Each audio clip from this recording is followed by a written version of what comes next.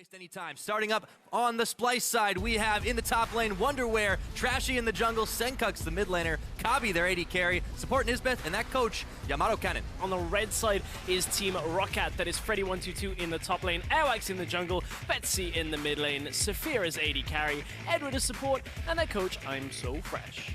Freddy takes a pick that if he even gets remotely ahead, he's going to be able to sit on his own in a side lane and could become uncontrollable. Tahm Kench, if he falls behind, probably can't deal with Freddy's split push on his own, so that may drag somebody from Splyce across the rift to kind of help him out there. So I like what Roccat are going for in response to Splyce, but if Splyce play the slow game, can slow it down, they should just be able to control Roccat. But we've seen what Roccat can do in the early game in the last few games, and they have a fair amount of aggression. It's a little bit slow from Roccat how they sent Freddy, finally sending him up to the top lane. This is a little bit slow from Roccat, considering they were the ones to start the lane.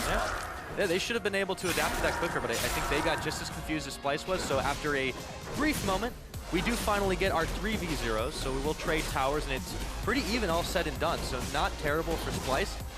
No aggression early on. I'm curious to see what Trashy does on this jungle Graves, if he can use it to the same effect as we have seen earlier today, and pretty much all over the place, all over the leagues on the 6.1 patch.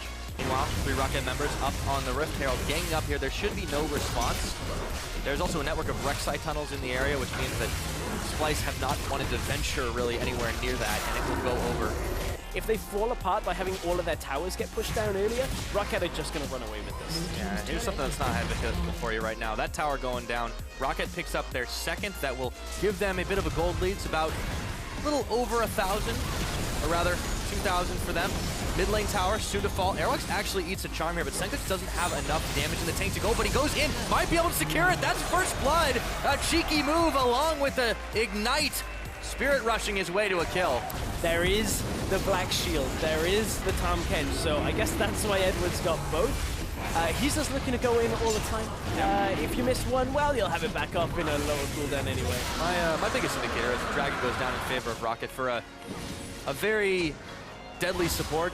Noah might call it bloodthirsty, is that ignite as Betsy, speaking of bloodthirsty, goes in. Edward misses the pulverize, and now the fight is on. A little sloppy here. Edward's stuck up, but he throws the unbreakable. Will down. Wonderwear teleporting in. Freddy soon to follow, but Roccat are already in a retreat path, and Splyce will keep the holding pattern in mid. You can see Splyce still trying to stick it around together. They are sending Senkux back after he's up in the top. Betsy jumps in. Zeroes out. Nisbeth, hello, and he's able to just stay alive. How much health does he have? 9 health. 9 health he survived with in that situation. One more tick from Morgana should have been enough at that point. Splyce, for the moment, just want to keep Roccat from taking more towers. It is 3-2. Roccat have been able to control the Dragon Pit, so they've taken 2 very uncontested Drakes. Saphir taking a lot of damage and gets hit by the Ghost afterwards. He gets stunned by the Binding, so they've got a lot more, and they take him down. Trashy blows him away while the True Shot Barrage was just on him. Collateral damage hiding behind the True Shot Barrage. I didn't see it until it just hit.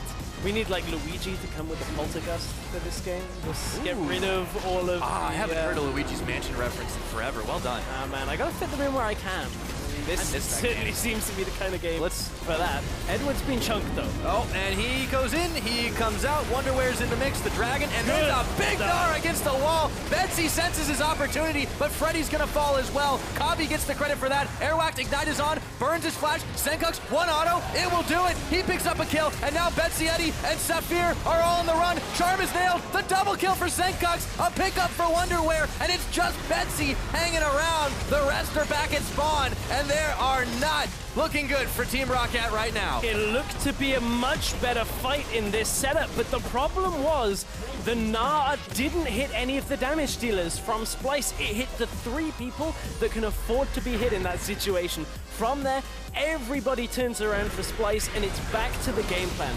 Back to making sure their carries can carry in these fights, and that's exactly what the follow-up came with. Senkux was outputting a lot of damage, so was Kabi at this point, and man, that looked to be such a good setup for Roccat. I feel they almost got baited in by their own setup there. They weren't able to kill Trashy and Wonderwear fast enough. Split push was halted from Wonderwear while we were talking.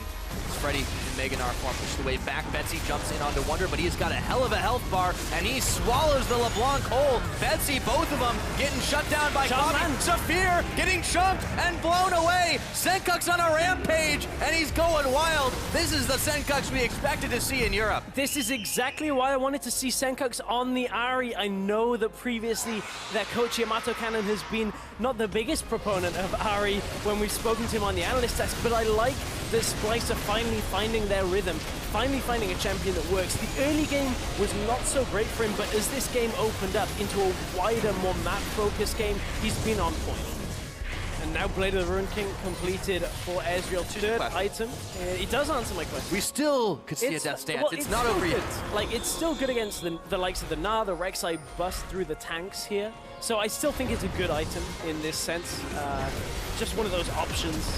Meaningful uses. In goes Edward. He's trying to make them punish for going too far forward as the teleport is canceled. Turret goes down. Airwax steps up. Freddy and Meganar around the side, but instantly Splyce bail out of a bad situation and don't lose a man. Airwax is down still, and the tower is gone. 34 minutes on the clock. Splyce might be eyeballing the top side. Yeah, Wonderware even ran up here to prep this turret for Splyce. They knew that they didn't need the Tom Kench anymore because Roccat had just used all of their engage tools.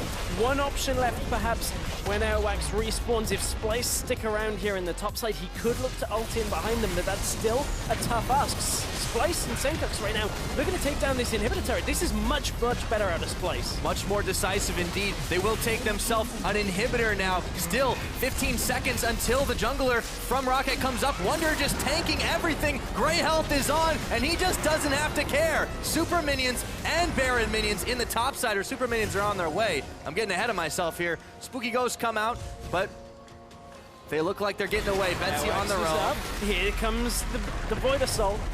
See if they can get away in time. Airwax comes in. He gets immediately chunked out, but a big Gnar from Freddy and Betsy around the side can't finish the job. Edward's gonna get taken out. Freddy's next. A double kill over to Trashy, and it's only Betsy to defend.